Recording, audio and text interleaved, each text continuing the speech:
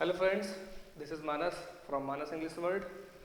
Last time हम लोगों ने बात किया था नरेशन के असर्टिव सेंटेंस को लेकर और उसी बात को आगे कैरी ऑन करते हैं। आज असर्टिव सेंटेंस से ही रिलेटेड कुछ आपको हम डायरेक्ट दिखाएंगे जिसमें सेंटेंस में थोड़ा सा आपको इंटरेस्ट आएगा।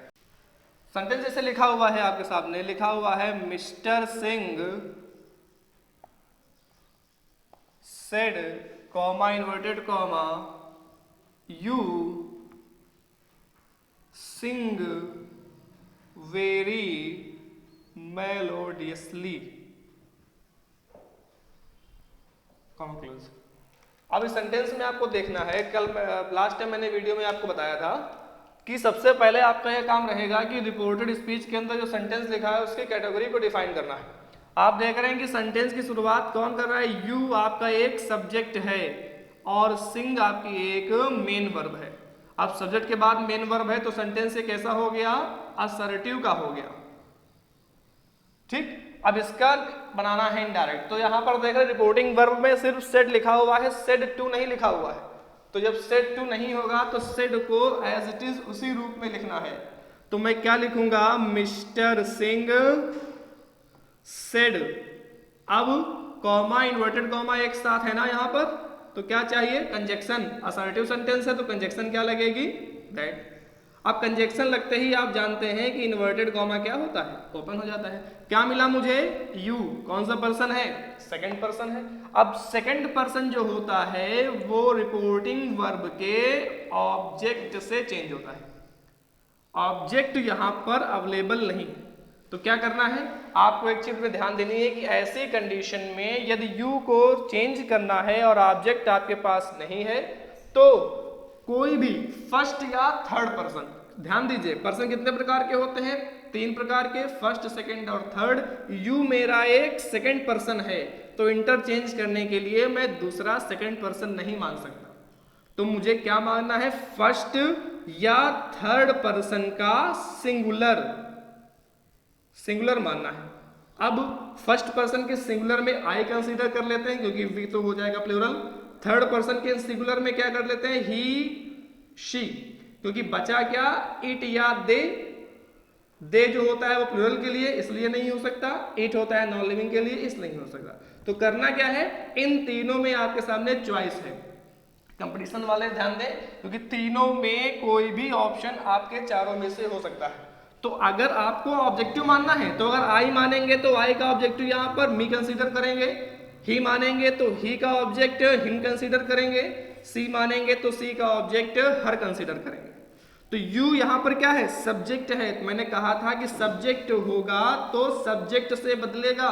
यहां पर ध्यान देना है, रिपोर्टिंग वर्ब के ऑब्जेक्ट से चेंज करके उसका सब्जेक्ट लाना है, क्योंकि यू यहां पर कैसा काम कर रहा है?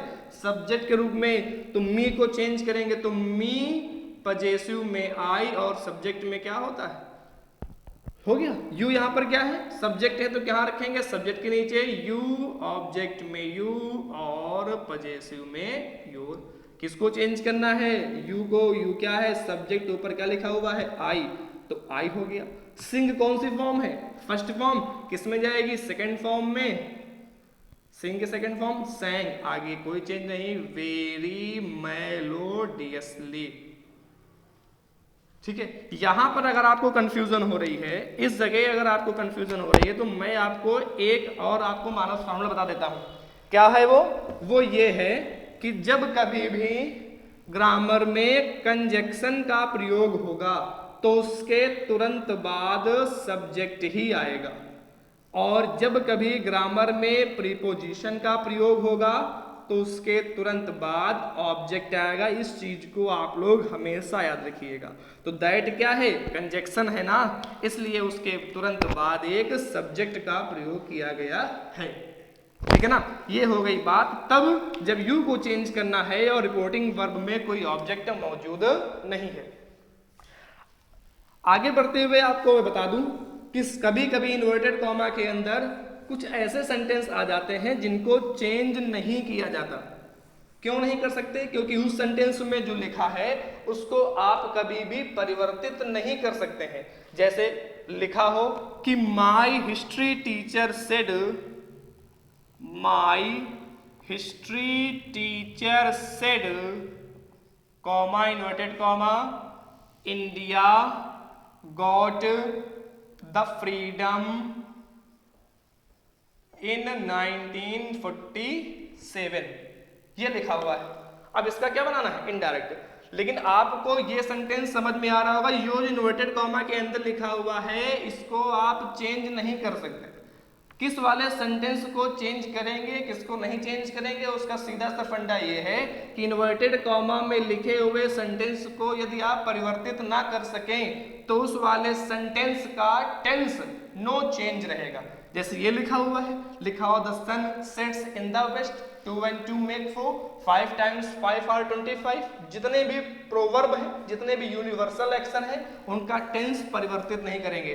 तो नरेशन बनाना है तो क्या हो जाएगा, my teacher said, sorry my history teacher said, comma inverted comma की जगह पर कंजक्शन दैट लग गई, कॉमा खुल गया।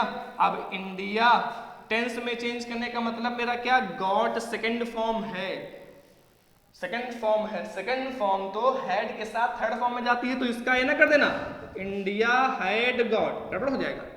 क्योंकि ये क्या है, यूनिवर्सल एक्शन है, तो इसके टेंस में कोई परिवर्तन नहीं, सेकंड फॉर्म ऊपर तो सेकंड फॉर्म नीचे, गॉट द फ्रीडम इन 1947। ठीक, अब आपको ये तो नॉर्मल सेंटेंस हो गए। मैं आपको एक थोड़ा सा इंटरेस्टिंग सेंटेंस दिखा देता हूं जो आपको देखकर और पढ़कर जरूर अच्छा लगेगा। जैसे लिखा हो कि Rajesh said to me, comma inverted comma, I had the meeting yesterday, I had the meeting yesterday. अब ये सेंटेंस लिखा हुआ है, चलो उस चीज को याद रखिएगा, क्या, प्रीपोजिशन के बाद ऑब्जेक्ट, कंजक्शन के बाद सब्जेक्ट। देखो प्रीपोजिशन होती है टू, उसके बाद क्या लिखा हुआ है, मी, ऑब्जेक्ट है ना। अब क्या करना है, सेड टू मिला है तो क्या करूंगा मैं, राजेश टोल्ड मी दैट, हो गया, कॉमा खुल गया, क्या मिला, आई, कौन सा पर्सन है, फर्स्ट पर्सन, बदलेगा राजेश से, राजेश एक मैस्कुलिन जेंडर है तो क्या आ जाएगा, ही। अब यहां पर समझना है, क्योंकि अब पिछली बार की वीडियो में आपने देखा होगा तो पता चला है कि हैड को नो चेंज करना है। तो अगर आपने सेंटेंस को लिख दिया कि he had the meeting yesterday का, द लास्ट डे कर सकते हैं, द डे बिफोर कर सकते हैं, द प्रीवियस डे कर सकते हैं, कुछ भी, लेकिन ये सेंटेंस अभी भी गलत है। क्यों, क्योंकि वहां पर जो हैड को नो चेंज रखा गया था, वहां पर had as a helping verb work कर रहा था। इस चीज को आप लोग समझ लीजिए, क्योंकि हैज और हैव दोनों का प्रयोग हेल्पिंग वर्ब के रूप में और मेन वर्ब के रूप में कर सकते हैं। जब इनका प्रयोग हेल्पिंग वर्ब के रूप में होगा तो इनके तुरंत बाद वर्ब की थर्ड फॉर्म आएगी और वो सेंटेंस आपका प्रेजेंट परफेक्ट बनेगा। और यदि हैड का प्रयोग हेल्पिंग वर्ब के रूप में किया गया है तो उसके तुरंत बाद फिर कौन सी फॉर्म आएगी, थर्ड फॉर्म आएगी, और वो सेंटेंस पास्ट परफेक्ट में बनेगा। लेकिन यहां पर जो लिखा हुआ है, समझिए जरा सा, यहां जो सेंटेंस लिखा हुआ है ये हैड, मुझे बताइए ये हैड क्या हेल्पिंग वर्ब है? अभी मैंने कहा यदि हेल्पिंग वर्ब होगी हैड तो इसके पीछे कौन सी फॉर्म आएगी, थर्ड फॉर्म। क्या कोई फॉर्म लिखी है? नहीं लिखी है। तो मतलब यहां पर हैड का प्रयोग हेल्पिंग वर्ब के रूप में ना होकर मेन वर्ब के रूप में हुआ है। अब अगर मेन वर्ब है तो मैंने लास्ट वीडियो में बताया कि उसकी तीनों फॉर्म बनेंगी। तो आप लोग जानते हैं कि हैज या हैव का प्रयोग जब मेन वर्ब के रूप में होगा तो इसकी फर्स्ट फॉर्म हैज या हैव, सेकंड फॉर्म हैड और थर्ड फॉर्म भी क्या होती है, हैड। कंफ्यूजन नहीं, आपने बहुत पढ़ा होगा कि मेरे पास एक गाय है, बहुत छोटा सेंटेंस, कक्षा 5 की बात, तो क्या लिखते हैं, आई हैव अ काऊ। तो हैव क्या है, हेल्पिंग वर्ब ना, हैव क्या है, मेन वर्ब है, क्योंकि मेरे पास एक गाय है ना। अब यहां पर जो हैड का प्रयोग किया गया है वो मेन वर्ब के रूप में किया गया है। अब मेन वर्ब में वो सेकेंड फॉर्म भी हो सकती है और थर्ड फॉर्म भी हो सकती है। अब यहां पर कैसे आइडेंटिफाई करोगे कि ये सेकेंड फॉर्म है कि थर्ड फॉर्म है। एक चीज मैं आपको बिल्कुल बता दूं, यहां पर कभी कभी क्या होता है कि सेकेंड और थर्ड फॉर्म में आइडेंटिफाई करने में गड़बड़ हो जाती है। जैसे आपको लिख के दिया जाए, ऐसे लिखा हो, ये लिखा हुआ है, कोई पढ़े नहीं, और किसी ने ऐसे लिख दिया है कि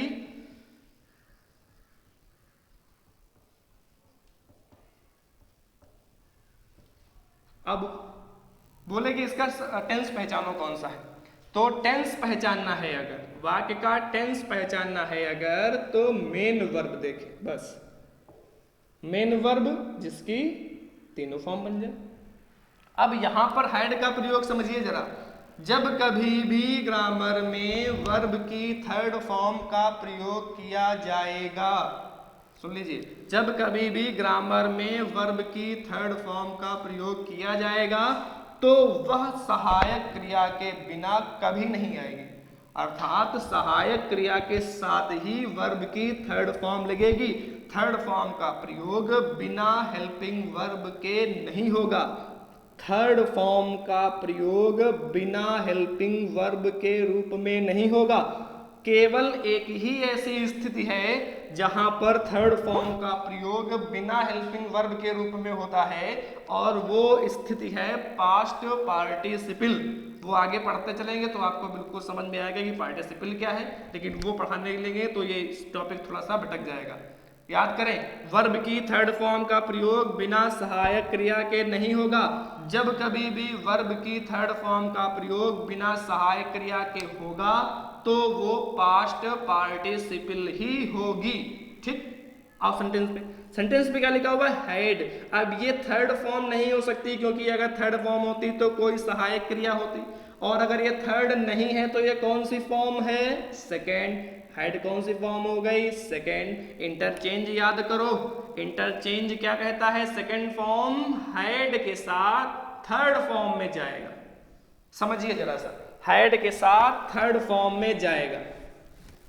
अब सेंटेंस क्या लिखा है, Rajesh told me that he, ये सेकंड फॉर्म ना, तो हैड के साथ थर्ड फॉर्म, पहले क्या लगाओगे, हैड। अब इस मेन वर्ब की थर्ड फॉर्म, अब ये जो हैड लिखा हुआ है इस मेन वर्ब की थर्ड फॉर्म, इस हैड की थर्ड फॉर्म क्या होती है, हैड, क्या हो जाएगा, हैड।